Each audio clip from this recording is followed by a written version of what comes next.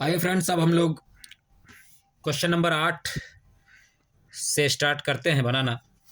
पिछले वीडियो में मैंने 7 तक डाल दिया है। 8 नंबर क्वेश्चन है। ये 8 नंबर क्वेश्चन है कि Amina buys a book for ₹275 and sells it at a loss of 15%। Amina नाम की कोई लड़की है जिसने एक बुक खरीदा है ₹275 में और 15% लॉस पर उसको उसने बेच दिया है। How much does she sell for it. तो इसका मतलब वो कितने में बेची है वो निकालना है हम लोगों को कि वो कितने दाम पर बेच रही है। ठीक है, तो सबसे पहले उसने उसे खरीदा है कितने में वो लिख लेते हैं। CP of book. ठीक है, ये क्या हो जाएगा, सीपी ऑफ बुक। ठीक है, Amina buys a book for rupees इतना, कितना है, ₹275 में खरीदा उसने। ठीक है, और उसे बेच रहा है, उसे बेचा जा रहा है 15% लॉस पे। ठीक है, तो लॉस परसेंट लिख लीजिए। Loss percent is equal to 15%। ठीक है, अब पूछा जा रहा है कि जब 15% का लॉस है तो उसने कितने में बेचा। 15% के लॉस पे जब बेच रही है तो कितने में बेच रही होगी। ठीक है, तो इतने में खरीदा गया है और इसको 15% लॉस पे बेचा गया है। तो मैं पहले ही बताया हूँ कि लॉस हो या प्रॉफिट हो वो सीपी पर ही देखा जाता है, खरीदी रेट पर ही देखा जाता है। ठीक है, तो जब 15% लॉस पे बेचा जा रहा है इसका मतलब इसमें से इसका 15% माइनस करके बेचा जा रहा है। जो खरीद रेट है, जितना में उसने खरीदा है उसका 15% माइनस करके बेचा जाएगा, घटा करके बेचा जाएगा, तभी ना 15% का उसको लॉस होगा। तो इसका मतलब क्या हो गया, SP is equal to selling price is equal to ये जो सीपी है उतना माइनस सीपी का यानी मल्टीप्लाई का साइन माइनस सीपी का 15%। ठीक है, जितना में उसने खरीदा था वो उससे 15% लॉस पे बेच रही है, यानी उसके द्वारा दिए गए दाम से 15% कम। तो इसलिए क्या किया गया कि उस दाम का 15% को उसी दाम में से माइनस कर दिया जाएगा। तो अपना आ जाएगा कि वो कितने में बेच रही है। और माइनस इसीलिए किया जा रहा है क्योंकि लॉस किया है उसने, लॉस में बेचा। यही चीज़ अगर 15% वो प्रॉफिट में बेची होती तो इसी जगह पे सिर्फ प्लस हो जाता, तो पता चल जाता कितने में बेच रही है। ठीक है, तो फिलहाल इस पर सॉल्व करते हैं हम लोग। ये मेरा क्या हो गया, 5 3 जा 15। ठीक है, और ये 5 2 जा 10, 0। फिर 5 से कटाइए, ये कट रहा है, 5 4 जा 20, इसको 5 से कटाइएगा, 5 5 जा 25, 2 5 5 जा 25। ठीक है, अब ये नहीं कट रहा है तो अब इसको आप सॉल्व कीजिए। Is equal to 275 minus 55 multiply by 3 और ये बाई में 4। ठीक है, इसको सॉल्व कीजिए, कितना आने वाला है, इज इक्वल टू 275 माइनस 5 3 जा 15 कैरी 1, 5 3 जा 15 और 1 16 बाई 4। ठीक है, अब इसको आप सॉल्व कीजिए, नीचे कुछ नहीं 1 है, सॉल्व करेंगे क्या आएगा, 4 और 1 का एलसीएम 4 आया, 4 में 1 से डिवाइड किए 4 आया, 4 को 275 से मल्टीप्लाई कीजिए, 275 मल्टीप्लाई बाय 4, 5 4 जा 20, 0 कैरी 2, 7 4 जा 28 और 2 30 कैरी 3, 4 2 जा 8 और 3 11। ये मेरा यहाँ 1100 आया। ठीक है, माइनस 4 में 4 से डिवाइड किए 1, 1 को 165 से मल्टीप्लाई किए 165 आ गया। ठीक है, माइनस कीजिए 165 को, 10 में से 5 गया 5, 9 में से 6 गया 3, ये 0 हो गया, 10 में से 1 गया 9, 935 इज इक्वल टू 935। ठीक है, बाई 4। अब ये 935/4 पूरा पूरा तो कटेगा नहीं, चलिए मिक्स फ्रैक्शन में ले आते हैं आंसर, ठीक है, या पॉइंट में ले आते हैं, देखते हैं ये क्या आने वाला है। 4 से डिवाइड करेंगे, 4 2 जा कितना 8, 9 में से 8 गया 1 3, 4 3 जा 12, 1 5, 4 3 जा फिर से 12, ठीक है, 5 में से 2 गया 3, ठीक है, 0.0, 4 7 जा 28, ये 2 आया, पॉइंट के बदले फिर 0, 4 5 जा 20। तो इस तरह से अपने पास क्या आया 233 रुपीज़ 233.75, ठीक है, उसने 233.75 में बेचा होगा। देखते हैं कहीं हम लोग कुछ गलती तो नहीं कर रहे हैं, आंसर मिला या नहीं मिला।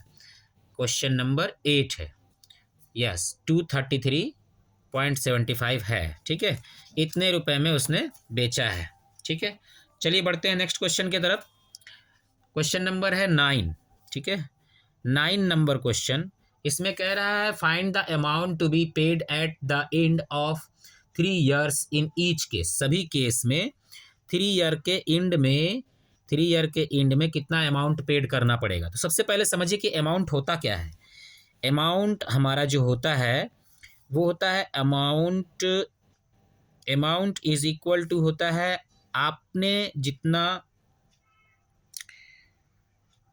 दाम लगाया है और प्लस जो ब्याज है यानी इंटरेस्ट है, ठीक है। तो यानी प्रिंसिपल प्लस SI जो होता है वो अमाउंट होता है, ठीक है, प्रिंसिपल प्लस SI जो होता है वो अमाउंट होता है।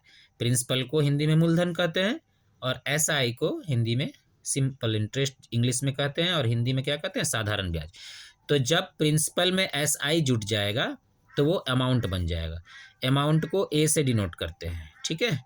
बस इस चीज़ को ध्यान में रखना है और अपना एक फॉर्मूला ध्यान में रखना है, वो क्या है कि SI is equal to P into R into T by 100। अब इसी से हम लोग फेरबदल करते रहेंगे। अगर हमको P चाहिए होगा तो ये 100 इधर मल्टीप्लाई में जाएगा, ये R और T जो है ऊपर मल्टीप्लाई में, नीचे डिवाइड में इधर चला जाएगा। इसी से फेरबदल करके हम लोग सारे फॉर्मूला को बना करके यूज़ करेंगे, ठीक है। जैसे पहले केस में A नंबर में दिया है कि प्रिंसिपल इज इक्वल टू यानी P इज इक्वल टू क्या ₹1200, ठीक है, ये प्रिंसिपल हो गया। और लिखता है एट 12% पर एनम। ये 12% पर एनम दे दिया, इसका मतलब ये रेट दिया है, ठीक है। R इज इक्वल टू, इसको R बोलेंगे, R for rate, it means R is equal to 12%, ठीक है। और इतना लिखने के बाद 3 साल के लिए हर एक में कहा है, तो ये T मेरा फिक्स है, T is equal to 3 years, ठीक है। हम लोग क्या करेंगे, अमाउंट चाहिए, तो अमाउंट चाहिए तो उसके लिए हमको ब्याज का पता होना चाहिए यानी इंटरेस्ट का पता होना चाहिए। तो सबसे पहले इंटरेस्ट निकालिए। SI का फार्मूला जो हमने सीखा है यहाँ पे वो यूज़ कीजिए। SI is equal to P into R into T by 100, ठीक है। P का वैल्यू कितना है 1200 लिख दीजिए, मल्टीप्लाई बाय R कितना है, R है 12% पर एनम, 12 लिख दीजिए, और T कितना है 3 years है, सब पर तो 3 years ही लगेगा हर एक केस में, और बाय में 100 लिख दीजिए। 00 से 00 कैंसिल आउट हो गया, A बराबर है 44 से यानी 12 जा 144, और 144 3 जा 4 3 जा 12 का 2 कैरी 1, 4 3 जा 12 और 1 13 के 3 कैरी 1, 3 3 3 1 जा 3 और 1 4, 432 यानी 12 इंटू 3 जो आएगा वो क्या आएगा 432। इसका मतलब ये मेरा क्या हो गया, SI हो गया। अब जब हमको अमाउंट फाइंड करना है तो हम क्या लिखेंगे, नाउ अमाउंट इज इक्वल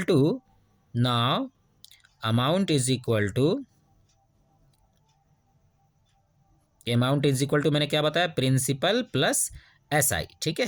तो प्रिंसिपल अपना 1200 था, आप 1200 लिख लो, प्लस SI मेरा कितना है 432 आया, आप 432 लिख लो।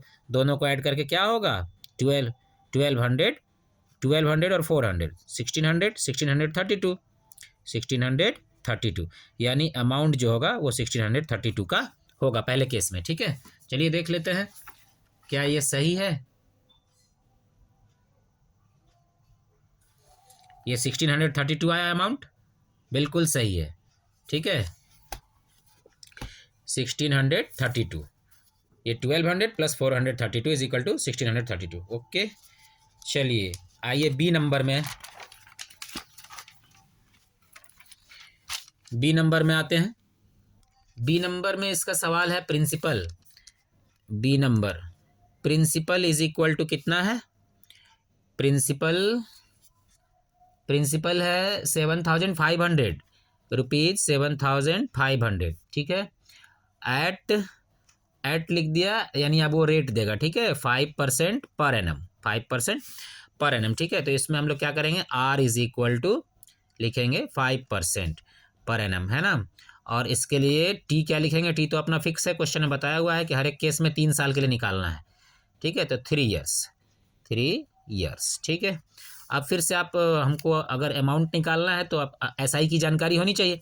फिर वही अपना काम कीजिए, आप एस आई का फॉर्मूला लगाइए। S I is equal to P into R into T by 100 हो गया।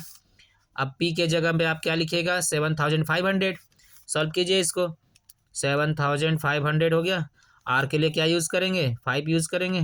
टी के लिए 3 और बाई में ये 100। बड़ा सिंपल सिंपल क्वेश्चन है, फटाफट बनाते जाइए। ये कैंसिल हो गया।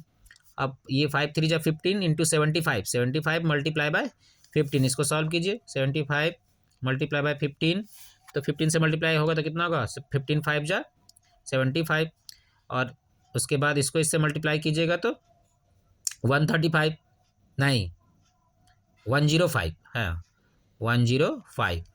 ठीक है, ये 5 हो गया, और ये 7 5 12 का 2 कैरी 1, ये 1 1, 1125, 1125। ये आया आपका कितना? एस आई, एस आई आ गया। तो आप अमाउंट निकालिए, क्योंकि अमाउंट ही फाइंड करना है हर केस में। Now amount is equal to क्या हो जाएगा? Principal plus S I. ठीक है, प्रिंसिपल अपना कितना था? 7500, इसको प्लस कीजिए एस आई से 1125, 1125 इसको प्लस कीजिए 7500, 5 2 6 8, 8625 रुपीज़, 8625। ठीक है, ये अपना अमाउंट हो गया। चलिए देखते हैं सही है या गलत है। 8625 बिल्कुल सही है। चलिए, ये कितना नंबर हो गया? 9 नंबर हो गया,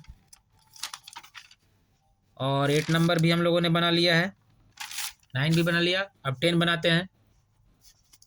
10 नंबर में क्या है? क्वेश्चन नंबर 10 देखिए।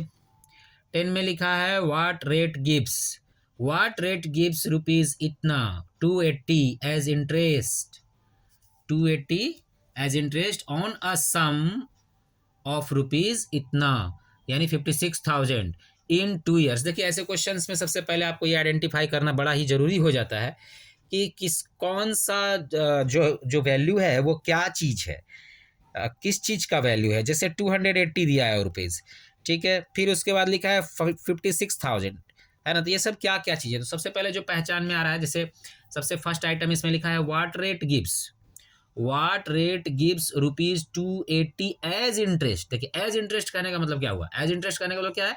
ये चीज़ आपको ऐसा ही हो गया, इंटरेस्ट के फॉर्म में आपको 280 मिलना चाहिए।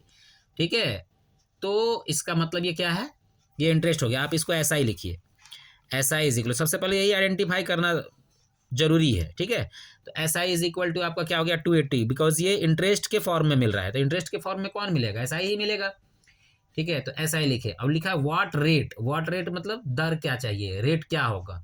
तो इसका मतलब आर गायब है इसमें, आर इज इक्वल टू वाट। ठीक है, आर इज इक्वल टू वाट हो गया, और सम ऑफ 56,000, यानी ये प्रिंसिपल है, तो प्रिंसिपल इज इक्वल टू 56,000 लिखिए।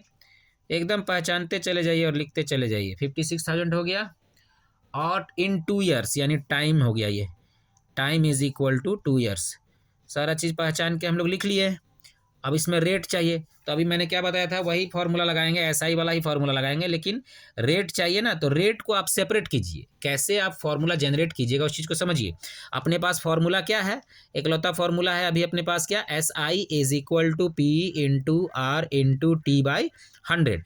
अब इसमें हमको आर चाहिए, रेट चाहिए, क्योंकि एस आई पता है हमको। ठीक है। तो रेट चाहिए तो आप रेट को सेपरेट करो इस फॉर्मूला में से, इधर इसको अकेला करो, बाद बाकी सबको इधर से राइट साइड से भगा दो लेफ्ट साइड की ओर। कैसे भगाओगे जरा गौर से देखिए।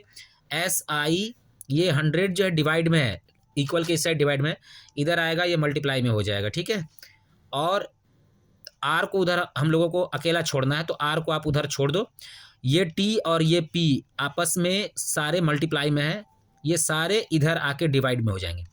P इंटू टी, हम लोग क्या किए, R को इधर सेपरेट कर लिए, ठीक है। बड़ा ही आसान तरीका है, ठीक है। अब इसमें आप पुट कर दो, सारा आइटम आपके पास है। SI is equal to 280 put करना है, दिस इंप्लाइज दैट 280 यहाँ पे लिखो 280, फिर मल्टीप्लाई बाय 100, और ये P के लिए क्या लिखेंगे 56,000, ठीक है। और उसके बाद नीचे में T है मल्टीप्लाई में, तो T के लिए ये 2 लिख दीजिए, है ना। और इधर R अपना सेपरेट है। अब जो ये सॉल्व होकर के आएगा ये R का वैल्यू आएगा।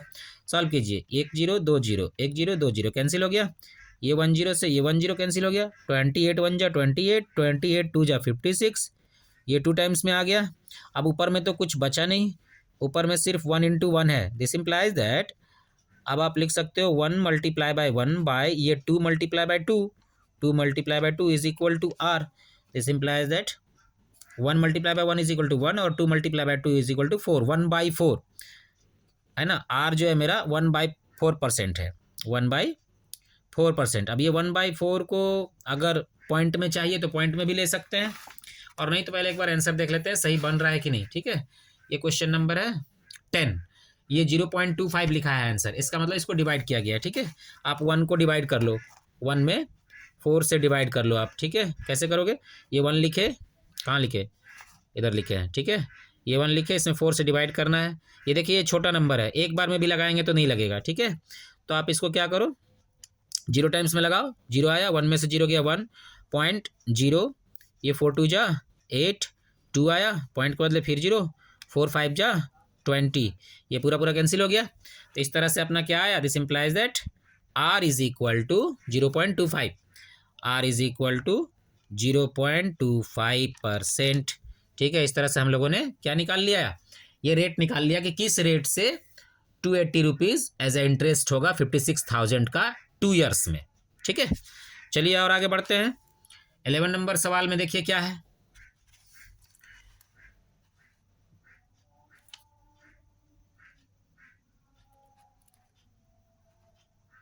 इलेवन नंबर सवाल में आइए देखते हैं क्या है। 11 नंबर सवाल है पहले 11 लिख लीजिए, ठीक है।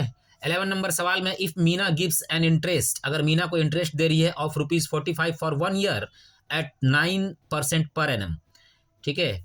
अगर Meena gives an interest, Meena एक इंटरेस्ट दे रही है, यानी इसका मतलब ये जो 45 रुपीज़ है ये मेरा क्या हो गया, इंटरेस्ट हो गया। तो इस SI लिख लीजिए, SI इज इक्वल टू ₹45, बस आइडेंटिफाई कीजिए और लिखते चले जाइए, ठीक है।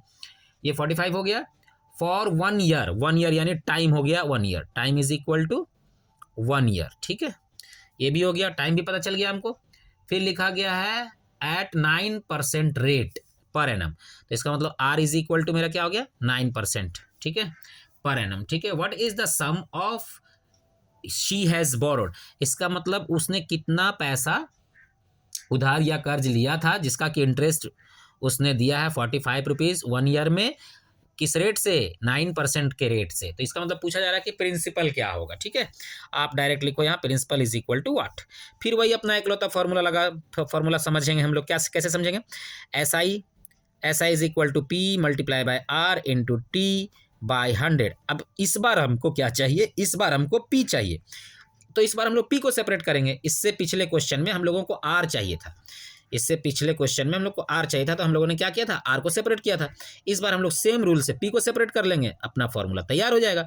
कैसे करेंगे, SI मल्टीप्लाई बाय 100, ये डिवाइड में इधर मल्टीप्लाई में हो गया। अब P को उधर सेपरेट रखिए, बाद बाकी सबको इधर नीचे ले आइए, ऊपर मल्टीप्लाई में, इधर आएगा डिवाइड में हो जाएगा, तो R मल्टीप्लाई बाय T, बिल्कुल सिंपल है। सॉल्व कीजिए, दिस इंप्लाइज दैट SI के जगह पे 45 रखिए, मल्टीप्लाई बाय 100 डालिए, R के जगह में 9 लिखिए और मल्टीप्लाई बाय 1 डालिए, बिकॉज टाइम जो है 1 ईयर का है, इज इक्वल टू प्रिंसिपल। ये 9 5 जा 45 हो गया, नीचे तो अब कुछ बचा नहीं, this implies that 5 multiply by 100 is equal to P, this implies that P is equal to 5 into 100 is equal to 500 rupees. ठीक है, इसका मतलब उसने जो उधार लिया था या कर्ज लिया था वो कितना था, वो था 500 रुपीज़। तो इस तरह से हम लोगों का 8.3 कंप्लीट हो गया। ठीक है, बड़े ही आसान सा एक्सरसाइज था, आसानी से बनाया हम लोगों ने। कोई प्रॉब्लम हो तो बताइएगा। ठीक है, और पढ़ते रहिए। मिलते हैं नेक्स्ट वीडियो में, तब तक के लिए खुश रहिए। Thank you.